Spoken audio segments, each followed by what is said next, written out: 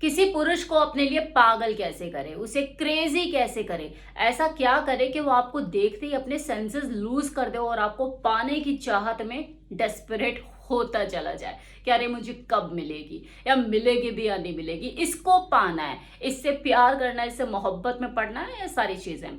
इस चाहत के चलते कई बार कुछ लड़कियां कुछ ना कुछ गलतियां करती ही हैं, ये सोचकर कि वो परफेक्शन के करीब है।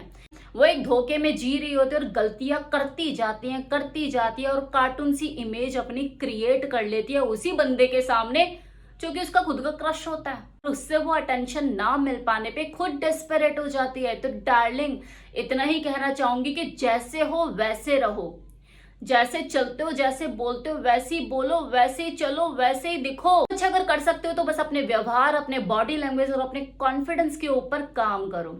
जबरदस्ती का एटीट्यूड मत ला दो। नेचुरल नहीं लगता, बहुत अननेचुरल लगता है और अनअट्रैक्टिव लगता है। वो पुरुष जो कि आपकी सुंदरता, आपके फिजिकल अट्रैक्शन से अट्रैक्ट होकर आपकी तरफ खींचे चले जाते हैं, उनका अट्रैक्शन भी कुछ ही टाइम तक होता है। चीजें मिल जाने पे, अपना स्वार्थ पूरा होने पे वो निकल लेते हैं।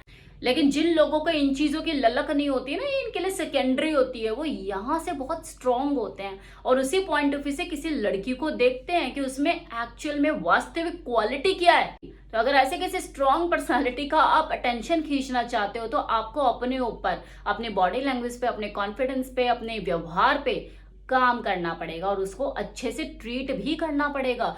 खुद को क्वीन महसूस कराने से पहले कि हाँ मैं कुछ हूं, उससे भी आपको किंग महसूस कराना पड़ेगा। क्योंकि आप किसी ऐसे छपरी लड़के से अटेंशन नहीं ले रहे हो जो हर दूसरी लड़की के बम और बट देख के पगला जाता है। आप किसी ऐसे महापुरुष की अटेंशन खींचना चाहते हो जो अपने आप में कुछ है। तो उसकी अटेंशन खींचने से पहले आपको उसे किंग तो महसूस कराना पड़ेगा ना। रिस्पेक्ट दे और रिस्पेक्ट ले, तो उससे रिस्पेक्ट से बात कीजिए। एटीट्यूड फालतू का मत दिखा जो उसमें भरपूर है।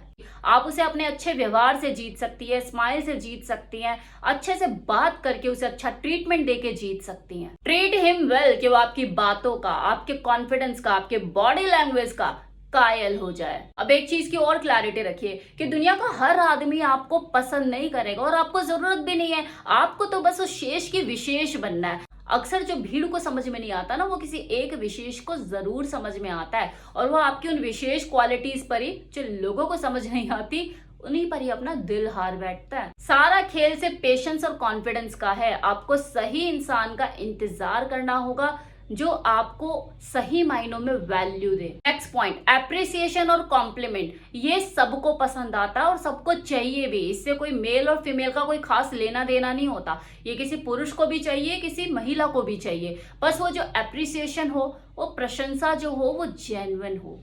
आपने सही मायनों में सही तरीके से किसी को अप्रिशिएट किया। अगर वो प्रशंसा करने लायक है तो खुलकर उसकी प्रशंसा कीजिए, उसकी अचीवमेंट को अप्रिशिएट कीजिए। इसमें कंजूसी बिल्कुल मत कीजिए।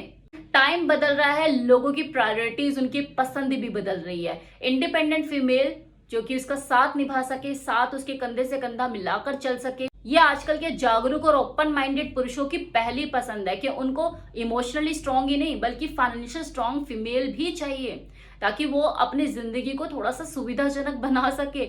उसे हर चीज के लिए परमिशन लेने की जरूरत ना पड़े। इतनी खुद की अर्निंग उसकी हो, वो जब चाहे फैसले ले सके। उसका कमाया हुआ पैसा आपको कॉन्फिडेंट तो बनाता ही है, साथ में डिसीजन मेकर भी बनाता है। आप छोटे छोटे डिसीजन के लिए अपने बंदे के ऊपर डिपेंडेंट नहीं हो, मैं ये कर लूं, मैं ये, क्योंकि हर चीज तो फिर उसी से चाहिए ना। परमिशन के साथ साथ उस काम को करने के लिए पैसे भी उसी से चाहिए, तो हो गए ना डिपेंडेंट हर तरह से। यहां से और यहां से मतलब डिसीजन क्या ले वो भी नहीं ले पा रहे हैं और माइंड से तो आप बाउंड हो ही।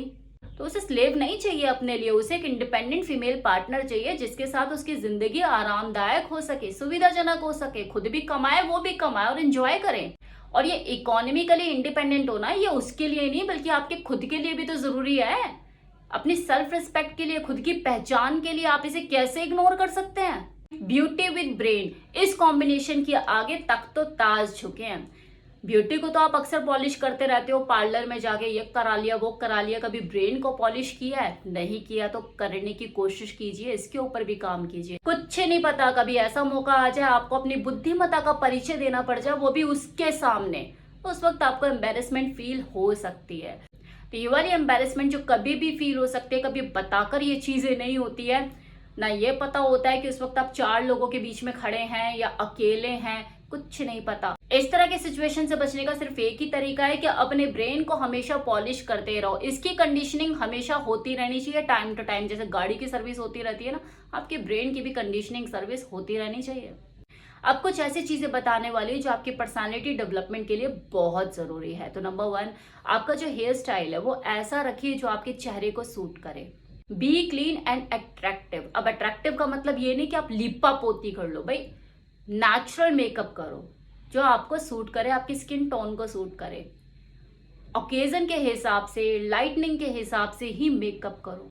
खुद को फेमिनिन लुक दीजिए। वैसे डॉम लुक देकर आप अपने आप को उसका अटेंशन जल्दी खींच सकते हो। अगर आप इसे लॉन्ग टर्म तक मेंटेन कर सकते हैं तो बिल्कुल ऐसा कीजिए, otherwise feminine look is best. ज्यादातर डोमिनेंट मेल को एक फेमिनिन लड़की ही पसंद आती है। ऐसा कोई 1 या 2 कोई इक्का दुक्का गिनती में मिलेगा जो खुद भी डोमिनेंट हो और उसे पसंद भी कोई डोमिनेंट फीमेल ही हो। तो अगर आप फेमिनिन लुक रखेंगे तो आपके लिए ज्यादा बेनिफिशियल साबित हो सकता है, मतलब चांसेस ज्यादा है उसकी नजरों में चढ़ने के। तो ये था आज का वीडियो। आज का जो वीडियो है स्पेशली मैंने लड़कियों महिलाओं को ध्यान में रखते हुए ही बनाया है। भले आप लोग कमेंट ना करें लेकिन मुझे तो पूरा ख्याल है आप लोगों का, क्योंकि मैं जानती हूँ आप भले मुझे कमेंट ना करें लेकिन आप मेरी वीडियोस देखती हैं। चलिए, टेक केयर।